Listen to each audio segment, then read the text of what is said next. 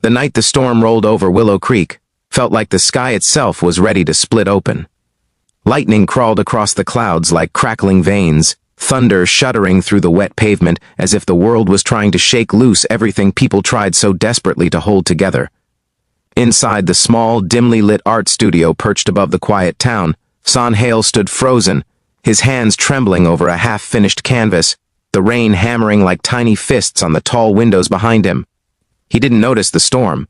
He barely noticed anything anymore.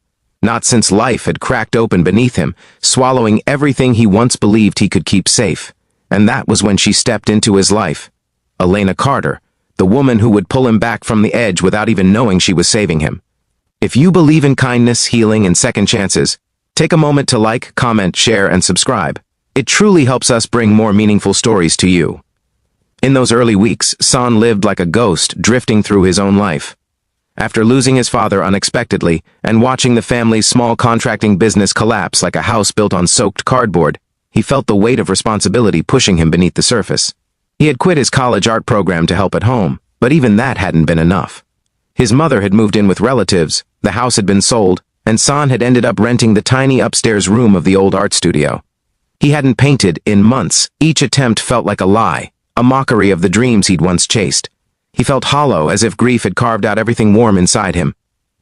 Elena Carter, the studio owner, was the opposite of everything Son felt. She was color-wrapped in human form, a woman in her late 30s with soft eyes, paint always smudged on her hands, and laughter that seemed to ripple across a room like sunlight. She had faced her own losses, though Son didn't know the details. The framed newspaper article about her late husband told part of the story, and the quiet sadness in her smile told the rest. She never pressured Son to talk. She simply let him exist in her space, offering quiet presence on nights when silence felt like a crushing weight. But that stormy night, something shifted. Son stared at the unfinished painting, a chaotic mix of blue and black that looked more like a bruise than artwork, and felt something inside him snap. He stepped back, breathing sharply, his chest tightening as the storm outside raged louder. He could feel the panic rising, thick and suffocating, his vision blurred. His breath caught on tears he didn't even know were falling. He brushed a trembling hand across his face, smearing paint he didn't remember touching. That was when Elena appeared in the doorway, her silhouette outlined by the warm hallway light. She didn't rush forward or flood him with concerned questions. She simply approached quietly, moving the way people do when they're used to walking toward pain instead of away from it. She placed a gentle hand on his shoulder, and when he turned toward her with that broken expression, she whispered the words that would change the course of his life. "Don't think too much, Son. Just flow with it. I'm enjoying this more than you know." She wasn't talking about art. She wasn't talking about pain. She was talking about the courage he had finally shown, the courage to feel again, to break open instead of shutting down. Because healing, she believed, wasn't soft or beautiful. It was messy, loud, unsteady, and she was honored that he trusted her enough to let the cracks show. In that moment, Son didn't know what he needed, but he knew he didn't want to face the storm alone. Elena led him toward the large canvas, taking his trembling hands and guiding them to the paint palette with the steadiness of someone who had been through enough storms to know how to stand in them. She told him to let everything pour out, the grief he had swallowed, the guilt he carried, the fear he couldn't name. She dipped her fingers into deep blue and streaked it across the canvas, showing him how chaos could be transformed when given space. Son felt something inside him loosen. The tightness in his chest eased a little. He dipped his fingers into crimson and dragged them across the wet paint, creating lines that looked like bleeding sunsets. Elena watched him, not with pity but with pride, genuine pride, as if witnessing him paint again was witnessing a rebirth. Days passed, then weeks. Elena became the steady presence in his shifting world. She wasn't trying to replace anything or anyone. She wasn't trying to fill voids left by other people. She simply offered what she could, gentle guidance, a warm place to land, a reminder that broken things weren't the end. Son found comfort in her stories, her laughter, her quiet sighs in the late evenings. She helped him rebuild routines, helped him breathe again through the thick fog of loss. Son began teaching small art classes at the studio, surprising himself with how natural it felt to help others create. People responded to him, to his vulnerability, his soft strength, the way he listened with his whole presence. He still had sad days, sometimes entire nights where grief clawed back into his chest, but Elena always found a way to ground him. Even if just with a cup of tea or a simple, "You made it through today." That matters. And slowly, the world widened. One evening in late autumn, Elena invited San to help prepare for the studio's annual art showcase. While organizing the submitted paintings, San found one wrapped in brown paper with his name on it. When he opened it, he froze. It was the painting from the stormy night, the one he had poured his soul into with trembling hands and tear-blurred vision. Elena had quietly preserved it, drying and framing it with careful attention. She walked toward him with a soft, knowing smile, brushing her fingers over the top of the frame. She said she wanted the world to see what healing looked like, raw, imperfect, but fiercely alive. San couldn't speak. The gesture hit him harder than any words ever could.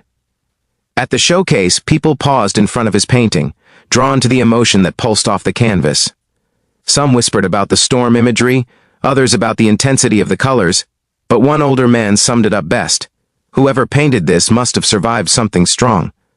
Elena stood beside San as compliments flowed. But she didn't need to say anything. Her quiet pride was enough. San realized then that she had never tried to push him forward. She had simply held the lantern while he found the path again. Their bond deepened in ways that defied labels. It wasn't romantic in the usual sense. It was something older, something steadier, a kinship of two souls who had lost pieces of themselves and somehow found them in the presence of another. San cared for Elena more than he had words for, and she cared for him in return. A caring built from trust, mutual wounds, shared nights of quiet creation and unspoken understanding. As winter approached, San rebuilt bridges with his mother. He visited her more often, holding conversations he had once avoided. He realized he wasn't failing anyone. Not his father, not his family, not his younger self. The world had simply asked him to grow too fast, and he had survived anyway. But the night everything truly changed came on the first snowfall of the season. San returned to the studio after a late dinner with his mother, snowflakes clinging to his hair. Elena was inside, adjusting a new set of canvases for her advanced students. She smiled when she saw him, that warm curve of her lips that always made the room feel less cold. San approached her slowly, feeling a weight in his chest that wasn't pain this time, but gratitude so overwhelming it almost hurt. He thanked her, quietly, deeply, sincerely, for seeing him when he couldn't see himself, for holding space he didn't know he needed, for helping him find color again when everything inside him felt gray. Elena listened, her eyes softening, her breath catching with emotion she rarely allowed herself to show.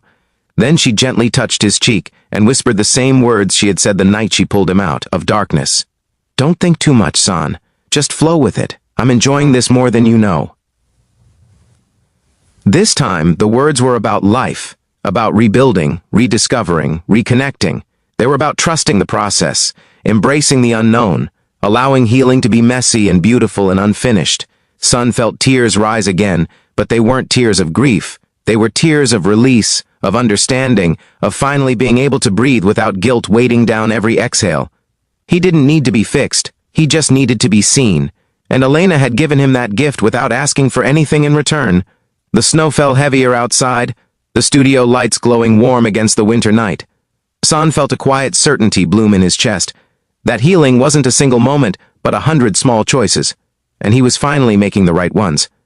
If this story touched your heart, please like, comment, and subscribe. Your support truly helps keep this channel alive and growing. Before the ending, please comment below. Healing begins with one person who believes in you. San stood beside Elena at the window, watching the snow blur the world into soft white. For the first time in a long while, he felt like he wasn't standing alone in the storm.